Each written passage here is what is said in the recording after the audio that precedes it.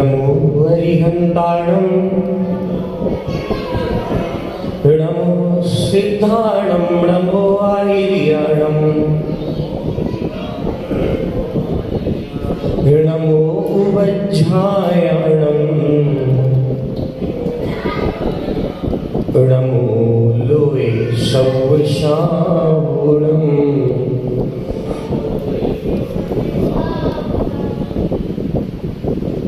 भाव भक्ति से इस प्रकार जो वीर प्रभु का यह संस्तव हृदय कमल में धार आपको करता सुनता तो वैभव विघ्नों को वह नष्ट करे इष्ट कार्य में रहे सफल हर क्षण बढ़ पे ज्ञान सुखों का पाऊं तुम प्रणम शिवफल।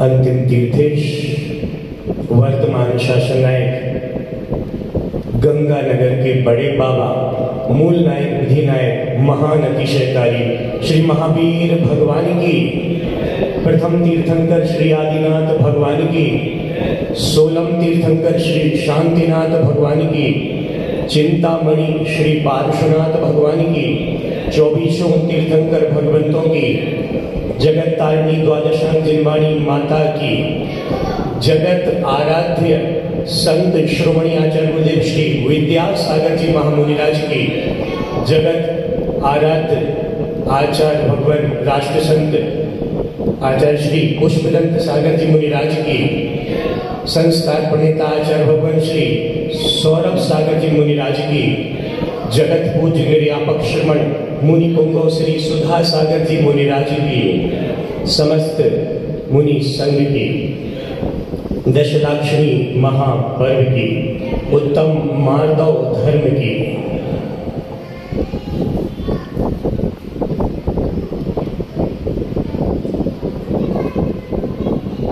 पर्वराज पर्यूषण पर्व की श्रृंखला में आज द्वितीय दिवस उत्तम मार्दव धर्म का है।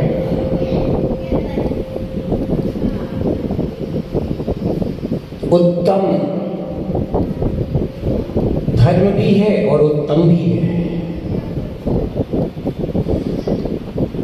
धर्म तो सामान्यता भी होता है, लेकिन ये उत्तम रूप में है, सम्यक रूप में है, इसलिए इसको उत्तम शब्द से महिमा मंडित किया गया है। 4 कषायों में द्वितीय कषाय नाम की जो कषाय है उसका नाम है मान कषाय। मान कषाय का अपोजिट होता है मृदुता। आचार्य भगवंत कहते हैं मृदुर भावा मानव, मृदुता का भाव, अनुकंपा का भाव, सरलता का भाव, विनम्रता का भाव,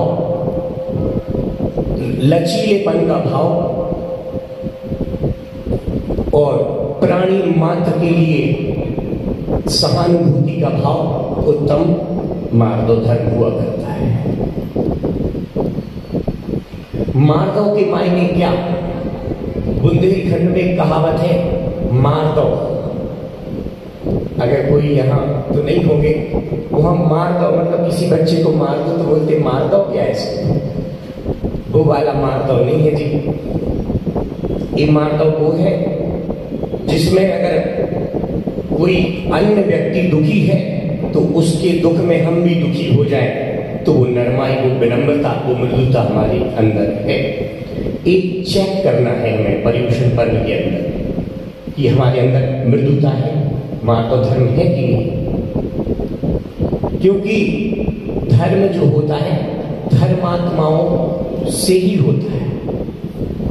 कल बात आई थी धर्मात्मा की पहचान बाहर से पूर्णता नहीं कर सकते। बाहर से हो सकता है धर्मात्मा ना देखे, लेकिन अंदर से धर्मात्मा हो सकता है। जैसे कभी कभी सुना होगा कि मन चंगा तो कठौती में गंगा। उसका मायने ये नहीं है कि 10 दिन घर में ही रहो, मंदिर मत आओ।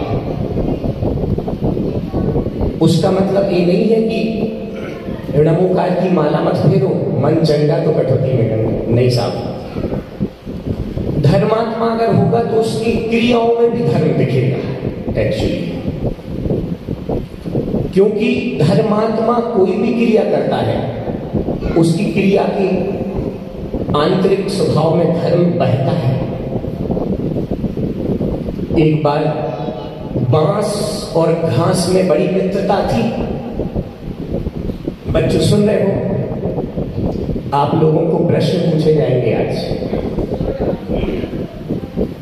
बांस और घास में मित्रता थी। क्या थी?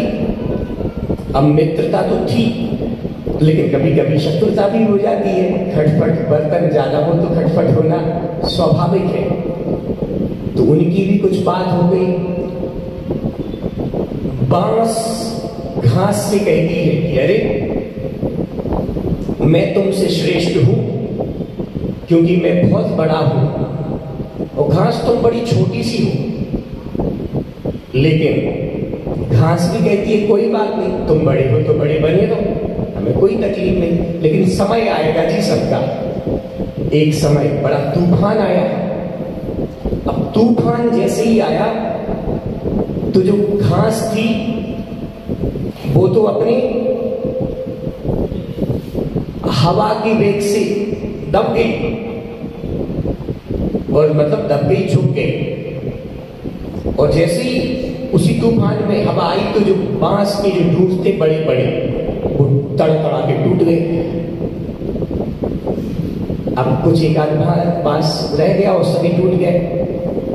तो वो दोनों आपस में हंसने लगे, ठहाके लगा के बोले कि अरे देख लिया कौन श्रेष्ठ है। जो श्रेष्ठ होता है वो अपनी श्रेष्ठता बताता नहीं है, समय प्रकृति उसको खुद ही बता देती है। इसलिए कभी भी जो ज्ञानी, सुबह क्या कहा था, जो ज्ञानी सो मानी नहीं, और जो मानी सो ज्ञानी नहीं। ज्ञान है तो किस चीज के लिए बताते हैं कि हमें ज्ञान है? वो दिख जाएगा जी। ज्ञानी ज्ञानी बैठे होंगे, दो दो बातें करेंगे, और ज्ञानी या मूर्ख मूर्ख बैठे होंगे, बुद्धिहीन बुद्धू बैठे होंगे, तो क्या करेंगे? लड़ेंगे। तो ज्ञानी को कहने की आवश्यकता नहीं है कि हम में ज्ञान है। ज्ञान होगा तो वो नरमाई से निकल जाएगा। बड़े बड़े शत्रुओं के बीच से चाणक्य का उदाहरण सभी ने सुना है। ऐसे बड़े बड़े चक्रव्यूह में फंस करके निकल आते हैं ज्ञानी लोग। कोई लड़ाई नहीं, कोई झगड़ा नहीं, सिर्फ बुद्धि का इस्तेमाल करके। ज्ञानी कहेगा नहीं कि हमें ज्ञान है। समंत भक्त स्वामी कितने विनम्र थे। जब वो घटना घटी, शिवपिंडी से चंद्र प्रभु भगवान प्रकट हुए, स्वयं स्तोत्र की जब रचना हुई, तब उन्होंने नहीं कहा कि मैं कोई महान साधु हूं किसी क्षेत्र का। बोले नहीं साहब, मैं तो कर्मों का मारा हूं, इसलिए आपके मंदिर में अपने गुरु के आदेश से नियुक्त हुआ। मुझे भस्म व्याधि हो चुकी है, उसको मिटाने के लिए गुरु ने आदेश दिया, और ऐसी स्थिति में गुरु का आदेश हम क्यों डालें? तब हम आए हैं। लेकिन अगर आप तब भी नहीं मानते हो, तब उन्होंने अपनी प्रकांड संस्कृत की जो सूक्तियां, जो एक श्लोक आदि बोले, उस समय क्योंकि संस्कृत में बात होती थी, तब उनने कहा अब इस पिंडी को बांध दो, ये नमस्कार हमारा झेल नहीं पाएगी। ओह महानुभाव, कैसा चमत्कार होता होगा। वही भगवान, वही अष्टधातु, वही पाषाण, वही सब, लेकिन चमत्कार क्या मूर्ति में है या भावना में है? आप बताइए। क्या शिवपिंडी में चमत्कार था? अगर शिवपिंडी में चमत्कार था तो चंद्र प्रभु भगवान क्यों प्रकट हुए? शंकर जी प्रकट होना चाहिए। भावनाओं में चमत्कार था। किसमें? भावनाओं में चमत्कार था। इसलिए कभी भी हम प्रणाम करते हैं तो भक्ति भाव पूर्वक करते हैं। बाहर तो हम जो भी करते ही हैं, लेकिन मंदिर के प्रांगण में आकर के ऐसी फीलिंग्स होनी चाहिए हम समोशरण में प्रवेश हो गए। हमें पता है समोशरण नहीं है, समोशरण का रूप है, प्रतिबिंब है, लेकिन अगर हम भावना पाएंगे, क्योंकि हम भी कोई बहुत बड़े वो नहीं है सम्यक दृष्टि जीव कि हम इतने पुण्यशाली नहीं कि समोशरण में साक्षात पूछे कि कली काल में हमारे लिए यही समोशरण है। पंचम काल का समोशरण क्या है? एक घर में एक बड़े कोई बड़े स्वाध्याय कर रहे हो और बहू और सासू माँ और बड़े बुजुर्ग सभी बैठे हो सुन रहे हो, वो क्या है? समोशरण, घर का समोशरण। मंदिर में कोई बोल रहा हो हम सभी सुन रहे हो, ये क्या है? मंदिर का समोशरण। मंदिर में हम दर्शन कर रहे हैं, तब वो कौन है? अरिहंत प्रभु। ये जितने भी भगवान बैठे हैं क्या है इनका दूसरा नाम? अरिहंत। णमो अरिहंताणम। णमो अरिहंताणम सबसे पहले णमो रखा है जी, झुको, नरमाई लाओ शरीर के अंदर, भावनाओं में, मन वचन काय में, तब प्रणाम हो पाएगा सम्यक महान आत्माओं को। आप सोचो कि अरिहंताणम नमो, नहीं होगा जी। और नमो अरिहंताणम कोई छोटी चीज नहीं है। आपको बताओ नमो अरिहंताणम की महिमा। आपने जैसे ही बोला नमो अरिहंताणम, पूरे विश्व में 3 काल संबंधी, भविष्य काल संबंधी, वर्तमान में जितने हैं और भूतकाल संबंधी अरिहंत भगवान जितने हैं, जितने हो चुके और जितने होंगे, उन सब के लिए नमस्कार हो। एक इतनी सी लाइन में नमो अरिहंताणम। नमोकार मंत्र को ऐसे महामंत्र नहीं कहा गया, उसकी भावना समझिए आप। क्यों समझिए? क्योंकि 5वें काव्य में आया है लोए। क्या है? लोए, लोक के। अब लोक में कोई वर्तमान भी तो होता है, काल भी तो होते हैं। तो दीपक अलंकार है। दीपक अलंकार क्या कहता है? दीपक ले लो, दहरी के बाहर बीच में रख दो, उसका प्रकाश बाहर भी जाएगा, अंदर भी आएगा। तो एक छंद होता है, आया छंद, जिस छंद को लिपिबद्ध है पुष्पदन स्वामी और भूतबली स्वामी जी महाराज के द्वारा मंगलाचरण के रूप में उसमें लिखा गया था।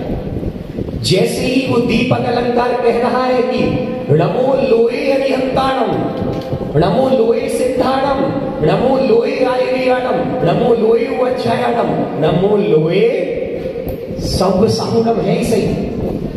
कभी कभी सूत्र बिल्कुल शॉर्ट लिखे जाते हैं। सूत्र जो होते हैं, तत्वार सूत्र कितना शॉर्ट एंड स्वीट है। सूत्र लिखने वाला व्यक्तित्व, जैसे ही सूत्र में एक अक्षर अगर छोटा हो जाए तो वो ऐसी खुशी महसूस करते जैसे किसी को बच्चे पुत्र रत्न की प्राप्ति हो गई, क्योंकि सूत्र जितना छोटा हो उतना महिमा मंडित हो जाता है। तो ऐसे ही नमो का जो मंत्र है उसमें जो 5वीं लाइन में लोए शब्द है वो 5 के साथ, 4 के साथ है ऊपर। तो जब भी नमो अरिहंताणम बोलो तो क्या सोचो, क्या भाव आना चाहिए? त्रिकालवर्ती नमो अरिहंताणम को नमस्कार, अरिहंतों को नमस्कार हो। सबसे बड़ा मंत्र कौन सा है? उसमें दूसरा, गुरु की अपेक्षा से अरिहंत पहले रखे गए हैं, लेकिन भगवान कौन है? बन चुके हैं सिद्ध। तो सिद्धाणम को बाद में क्यों रखा? क्योंकि वो हमें ज्ञान थोड़ी दे रहे हैं। गुरु गोविंद दोई खड़े काको लागे पाए, हम सभी पढ़ते हैं, लोक में फेमस है लोकोक्ति, बलहारी गुरु आपने गोविंद जी बताए। तो क्यों? क्योंकि गुरु हमें बताते हैं कि सिद्ध क्या होते हैं, आचार्य क्या होते हैं। इस अपेक्षा से अरिहंतों को पहले लिया गया। मृदुता हमें यही सिखा रही है कि किसी हम दुखी व्यक्ति को देख करके दुखी हुए कि नहीं हुए, इससे बड़ी मृदुता, इससे बड़ा मानव धर्म नहीं होगा साहब। क्योंकि कल का धर्म तो क्षमा कर दो, फ्री हो जाओ। आज का धर्म थोड़ा गंभीरता का विषय है, और गंभीरता हमारे मन में, वचन में, काय में, तीनों चारों चीजों में होगी, तब हम अपने जीवन को उस सहिष्णुता से भर पाएंगे। जिस प्रकार हमारे मंदिर आने से लोग कहते हैं क्या होगा जी मंदिर आने से, मंदिर आने से कुछ नहीं होगा। एक व्यक्ति रोज मंदिर आता था, 10 लाक्षणी पर्व था, उसका एक मित्र था, बोले ठीक है इस साल में पर्युषण में मंदिर नहीं जाऊंगा, तू बड़ा विरोध करता है, छल कपट करता है, मायाचारी करता है, सब करता है। वो दोनों लगभग ऐसी संगति में थे।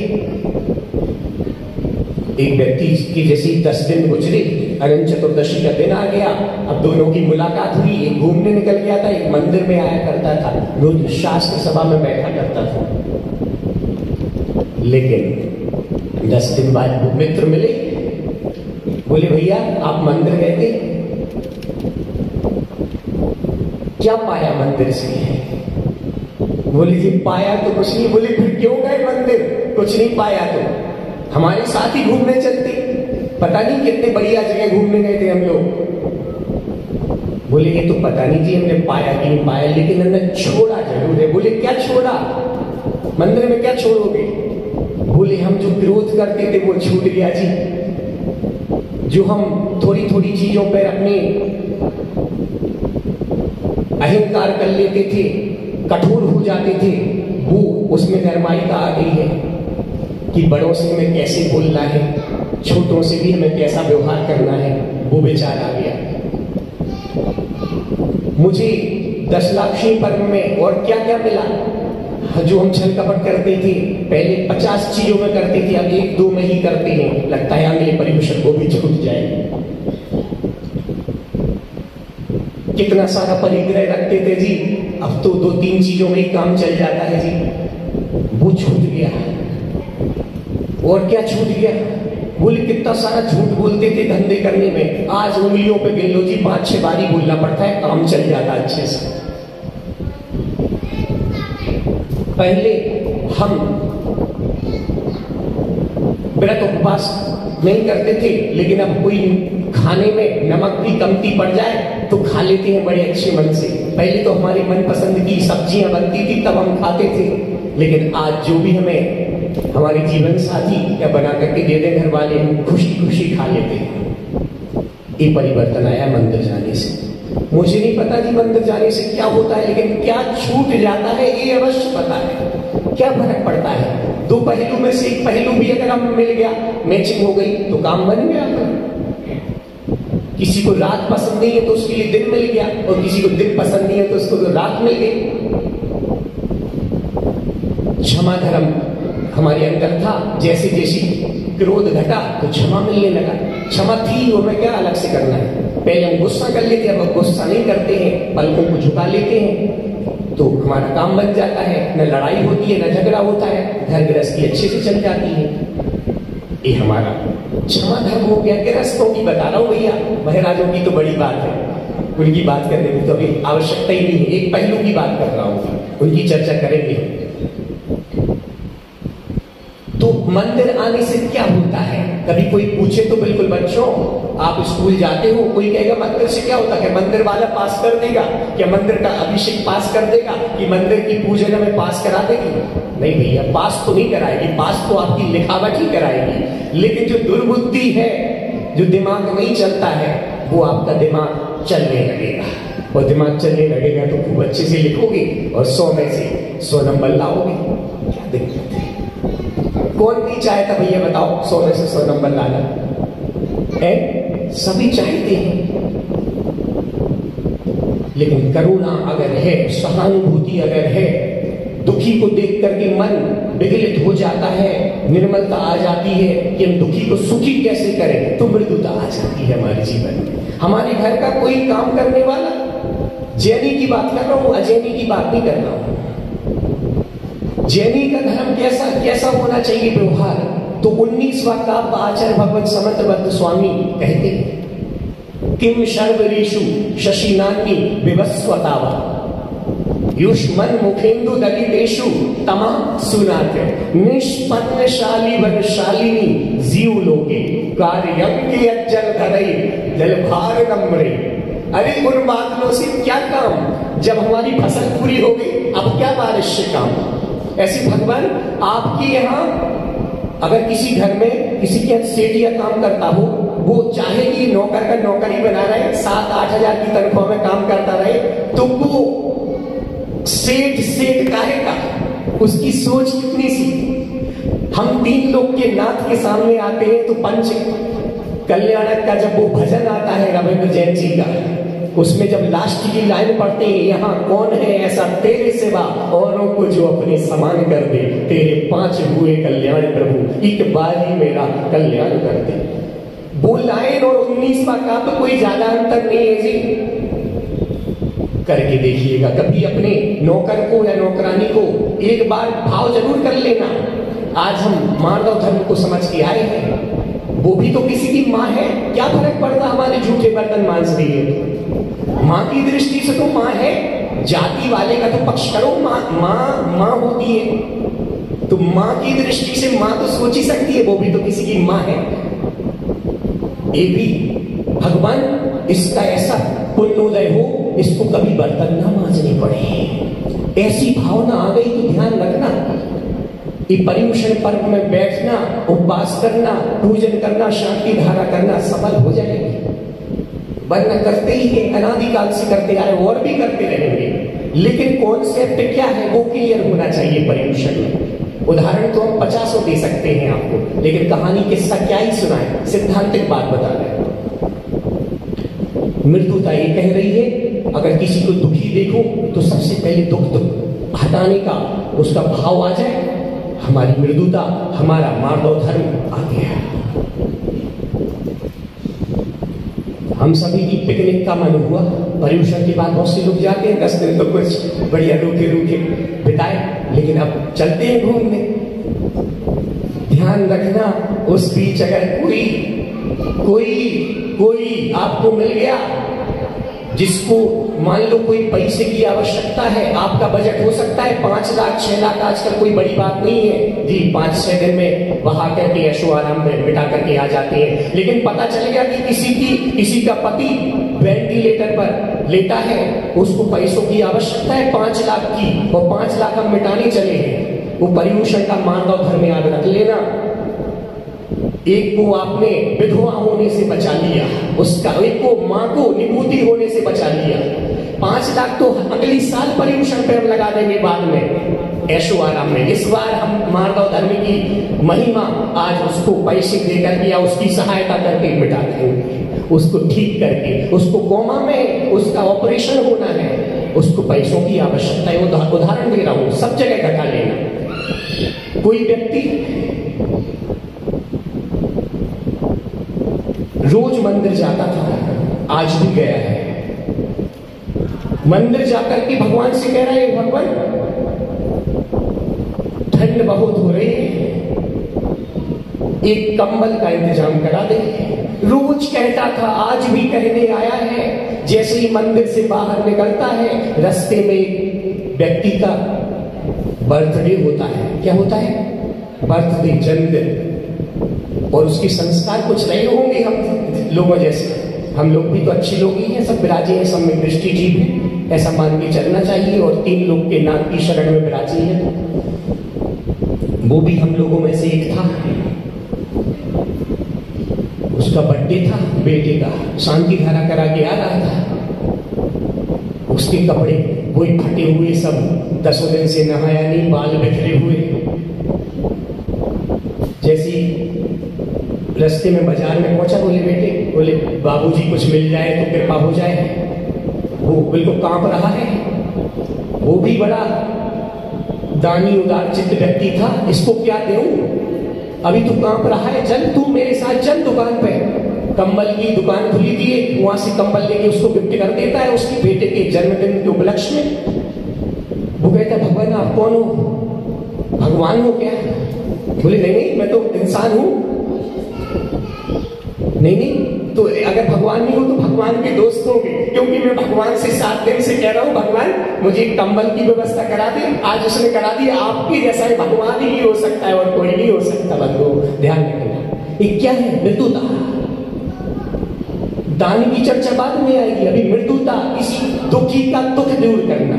वो तो एक उदाहरण है, पंचम काल में धीरूभाई अंबानी के 2 बेटे हैं, मुकेश अनिल जी, कितने लाख का कर्जा हो गया। ऐसा खून होता है, ध्यान रखना। भाई से नहीं बोल पाते आजकल हम, पर्यूषण पर में मृदुता क्या सिखाती है हमें?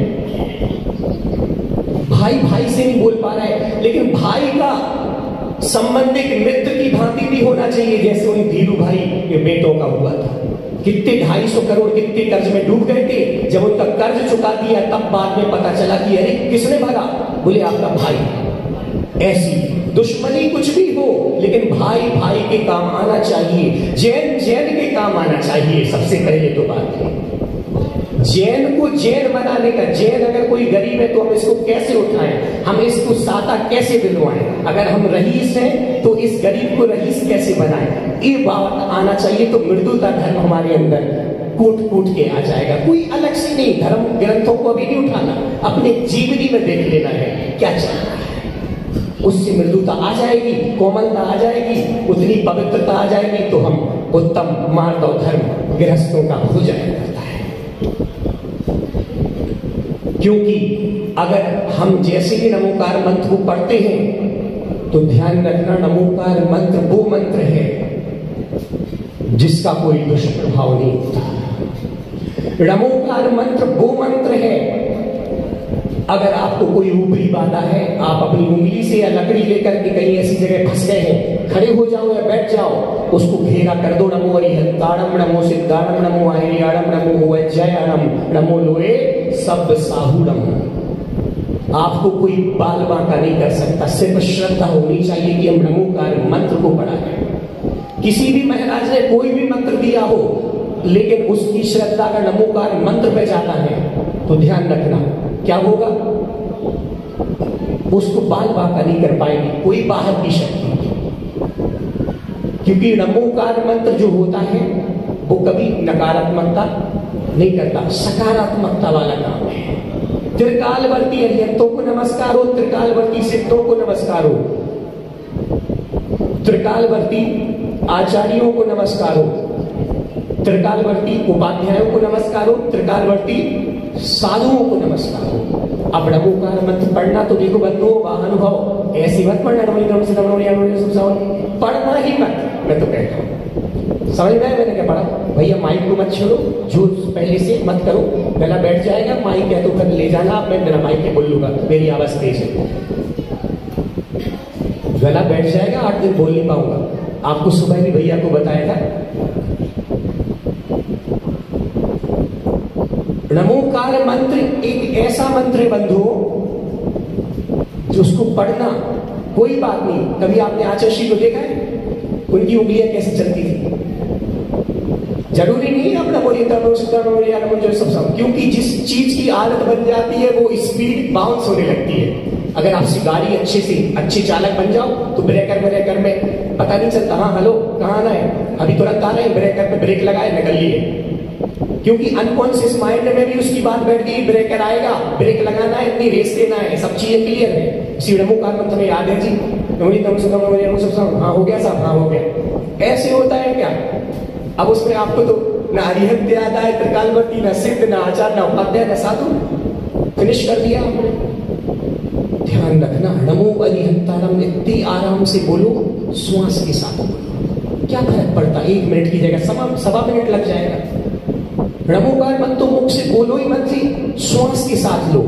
किसी को अगर किसी भी तरह का रोग है, वो एक श्वासोच्छ्वास की माला कर ले। श्वासोच्छ्वास कोई कठिन शब्द समझना मत।